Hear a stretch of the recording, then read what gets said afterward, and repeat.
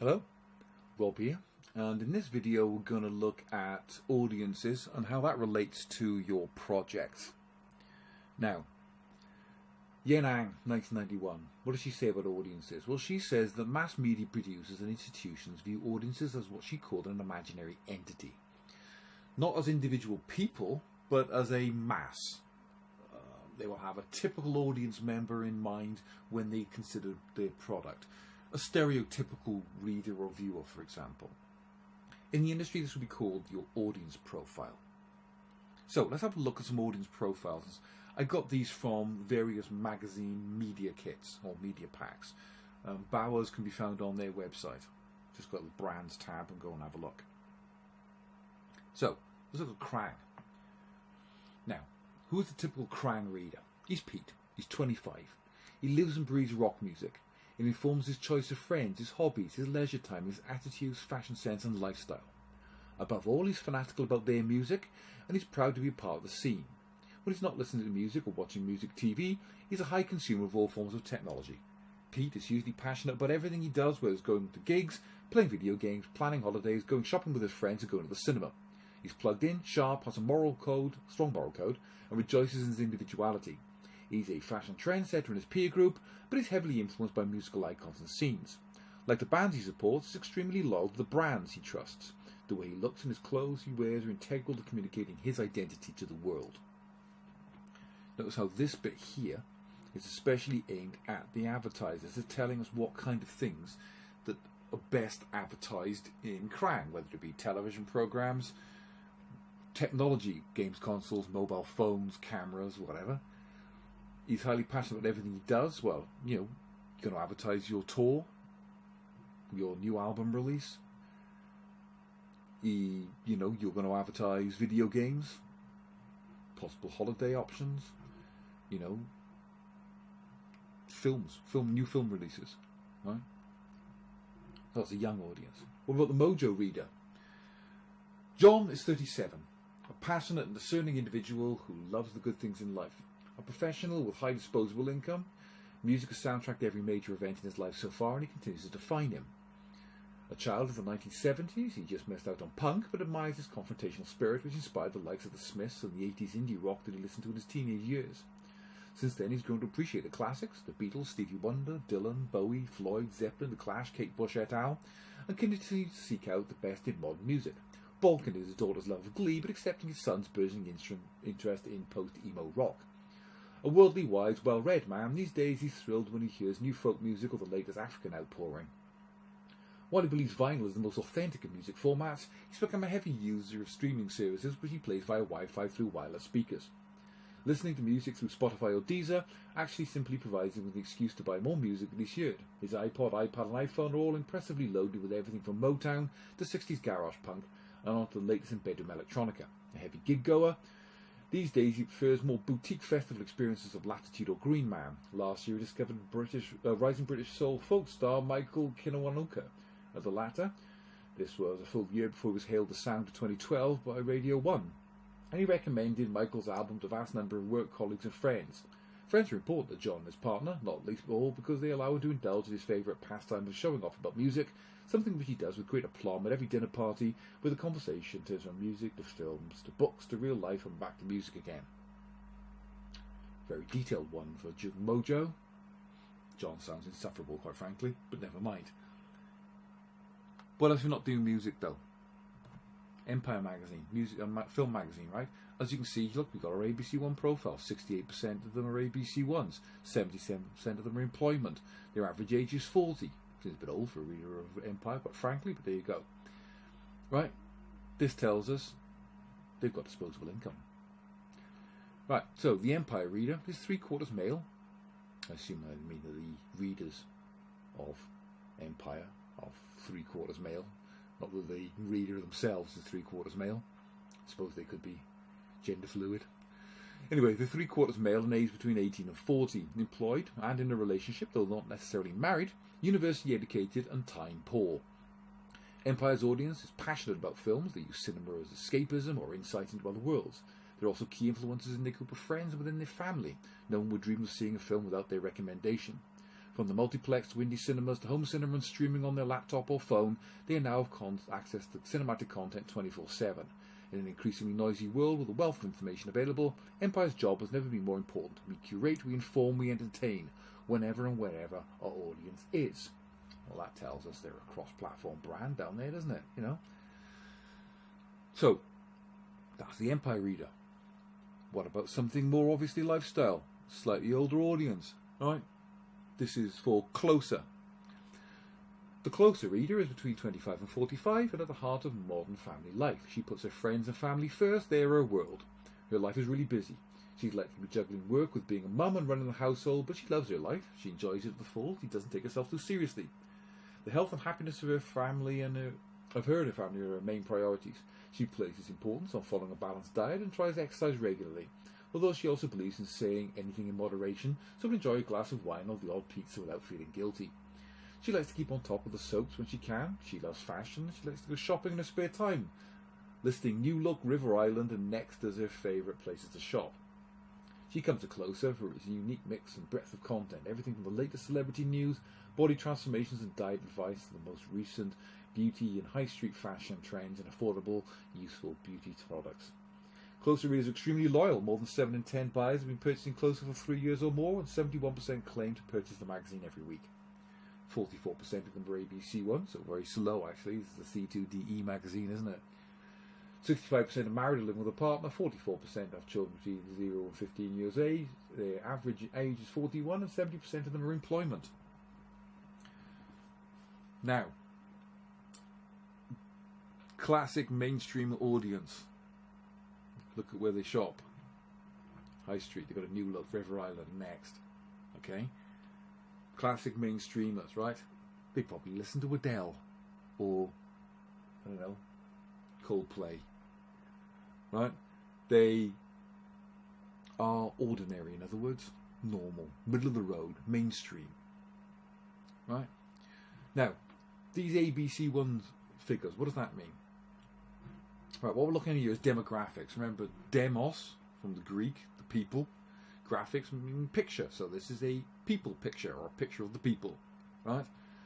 Now, what used to be called the National Readership Survey, you'll still hear these referred to as the NRS social grades, but they're now called PAMCO. So what PAMCO do is they separate the audiences into categories based on social class, and that is based on what you do for a living, not how much money you've got. So it's based on your job role. So ABC ones are the top 56% of the population, right? Middle class, basically. This doesn't include the rich, the wealthy, the well-off, right? These are your middle and lower middle classes. So your petty bourgeoisie, as Marx would have called them. Doesn't really include the proper owners, the proper bourgeoisie. But higher managerial, from a college point of view, this would be like the principal, wouldn't it? SNT, right? Intermediate managerial, from a college point of view, these are your heads of department. Supervisory, clerical, junior management, again, sort of like middle management, basically, aren't they? They're going to be like the people who work in the offices, right? Skilled manual workers, yeah, they'll be your technicians.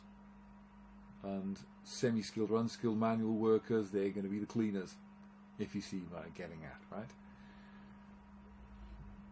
So basically, ABC ones are important because they're the ones with the disposable income to spend on the stuff that's being advertised in your magazine or your newspaper or whatever it is, right?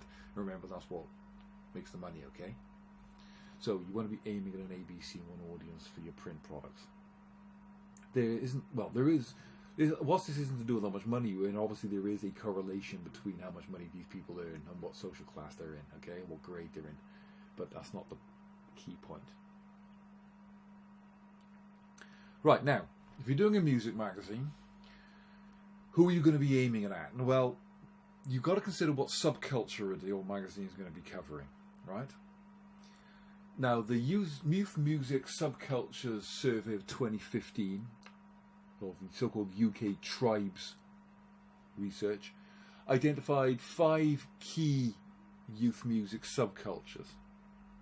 The young alts, alt meaning alternative, obviously. So we've got your rockers, your metalheads, your emo and scene kids, your goths, your punks, your hardcores, your skaters, that kind of stuff, right? Then you got your mainstream, your chavas, your chavs, your townies, yeah. Mainstream dance music fans, fangirls, blingers. They're basically into your top 40 mainstream pop. Then you got your leading edge. These are the avant-garde, arty, hipsters, scenesters. They like electronic, they like indie, they like the cutting edge kind of stuff. If your mainstreamers are listening to Radio 1, your leading edge are listening to Radio 6. Okay? Then there's the urban. These are kind of a spin-off of mainstream, quite frankly. Your stylers, they're into R&B and hip-hop. Okay? Which essentially nowadays is basically pop, right? Then you got your aspirants, the new casuals, the people who are into underground club music. Alright? We'll get onto them in a minute. Now, when you're coming up with your audience, I want you to write. You decide which of them you're going to be doing. By the way, it can't be mainstreamers. Right? Specifically states in the sort of like the music video category, right, that you can't be mainstreamers. Right? We'll get onto that later. I want you to write a reader profile like this for who your target audience is. Alright? Go and have a look at some of the media kits, look at the ones I've done in here, use those as a template. You might want to go and look at yourscenesucks.com. They've got these quite funny kind of like little picture profiles here, where they sort of like parody the kind of people who are into each different subculture, and it sort of like labels them. You could do something like that if you want. That'd be quite fun. Right. The other thing you could possibly do is a profile more like this. This is what Enemy and the other IPC Ignite titles used to do back in the early noughties. They would have these as their media packs. So they would have this collage of the kinds of things and brands in particular that their average reader liked.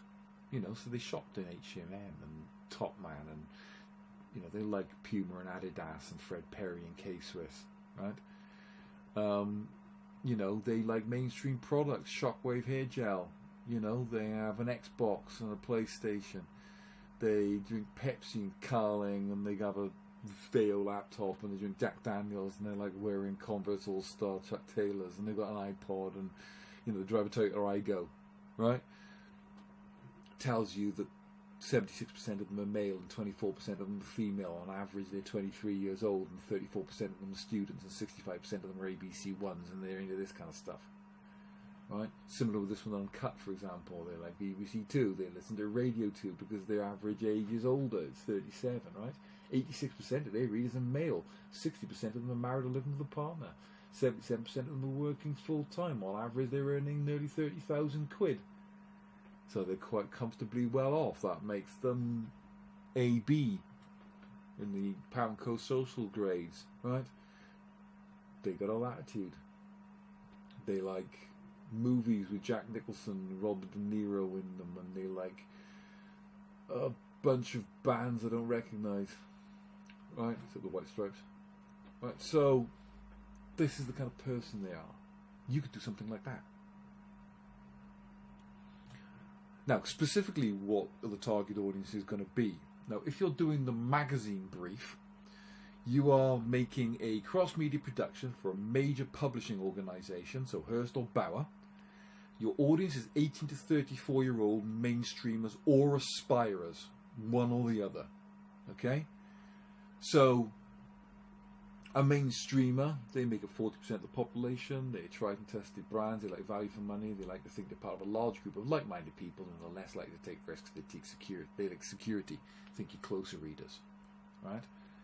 Aspirers, they want status brands that show their place in society. They are happy to invest in luxury goods, often using credit. This is very bad, don't do it, people. They consider themselves stylish and on trend, but maybe persuaded by celebrity endorsements. They seek status. this person, he probably reads GQ or Esquire. If he was a woman, he'd be reading, say, Cosmo or Vogue, right? She is going to be, I don't know, reading stuff like Closer and Take a Break, and, you know, might read something like Company. These, by the way, are what we call psychometrics, okay? Metrics and measurement, psychology, so it's a measurement of people's psychology. This is something from Young and Rubicon. You can go and find out more about this at BBC Bitesize. But you specifically have to pick one of those audiences and go with it. It doesn't have to be female or male. You can be a female aspirer or a male mainstreamer or any gender in between. Doesn't matter, okay? It's the target audience and the age that matters, okay? Doesn't matter what where you pick within that doesn't really matter. I mean, it depends what you consider mainstream, right? You could argue, for example, that whilst it's a rock magazine, you know, Krang might really be aimed at this, but it's actually one of the most read magazines in the country. So you could argue in that respect it is actually mainstream, even if it's not aimed at an audience of mainstreamers, if you get my drift, right? So, those are the kind of things we're looking at with them.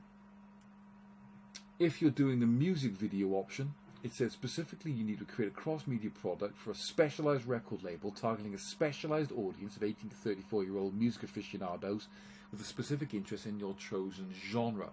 The chosen record label may be independent, like XL Records, or a specialist label like Def Jam as part of a larger conglomerate. But what's implied in this is it should not be mainstream music. It shouldn't be pop, right? No Ed Sheeran or Lady Gaga or, I don't know, anything like that. Shouldn't be mainstream stuff. It's got to be something alternative. So it could be for your young alts, your leading ages, your urban or your aspirant audiences. Alright? For what Young and Rubicon would have called the explorer. They like to discover new things, are attracted to new and innovative brands, products and experiences. They seek discovery. Hipsters, basically. Right? They don't want to be part of the mainstream. They don't want to be a normal. Right? They want to stand out. They want to be different. Alright? They might discover some new piece of music. By the time that artist goes mainstream, they've probably gone off them because they've sold out. You know what I mean? I found this, which quite amused me. This is from I can't remember which magazine it was now. But basically, it lists, you know, these are the kind of artists you listen to if you're a hipster. So it's like, you've probably never heard of them, the Hipster Music Index. This is from Pitchfork, that's right, Hipster Music Index. And these are the kinds of bands that I think you should be thinking about when you're doing your music videos. You know, not the mainstream. I quite like that's quite a decent album. Love Hacks and Clothes, got that on vinyl. Love One Out Tricks Point Zero, they're great. Savage's got that on vinyl. Oh my god, I might be a hipster. Oh well, should block that out. Right, so these kinds of things are what we're after, really. Not your mainstream, right? Something a bit different. Oh, Drake's on there, which I would say is ridiculously mainstream. But anyway, again, these were the You'll See Sucks profiles, different ones, different kinds of people, right? It'd be fun if you could do something like that, wouldn't it? Doesn't have to be a drawing, it could be collage of photos. It's like Suicidal Tendencies back when I was your age. They were a great band. So,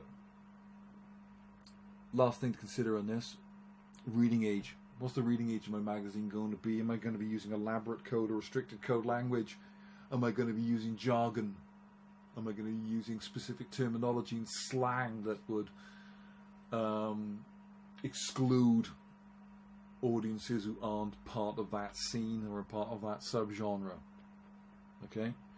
Obviously, I will be aiming at an elaborate code language because of the age of your reader, but not too elaborate, probably. Okay? Right, so that's basically a rundown of what you need to be considering. If you've got any questions, you know where I am, and I'll see you in the next one.